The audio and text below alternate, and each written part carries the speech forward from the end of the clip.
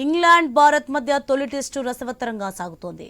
371 పరుగుల లక్ష్య ఛేదనలో చివరి రోజు టీ విరామ సమయానికి ఇంగ్లాండ్ 4 వికెట్ల 269 స్కోరుతో ఉంది. ఇంగ్లాండ్ ఓపెనర్ బెన్ డకెట్ 126 బంతుల్లో 14 ఫోర్లతో రెచ్చిపోయి సెంచరీ చేశాడు. అలాగే మరో ఓపెనర్ క్రాలీ అర్ధ సెంచరీ సాధించాడు. దీంతో భారత బౌలర్లకు ఈ ఇద్దరు బ్యాటర్లు భారత్ను ఓటమి అంచులకు తీసుకెళ్లారు. హ్యారీ బ్రూక్ గోల్డెన్ డక్కా వెనుదిరిగాడు. తాను ఎదుర్కొన్న తొలి బంతికే వికెట్ కీపర్ పంత్కు క్యాచ్ ఇచ్చి అవుట్ అయ్యాడు.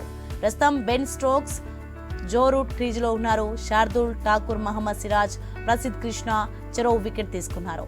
ఇంకా భారత బౌలర్లు వికెట్ల కోసం శ్రమిస్తున్నారు.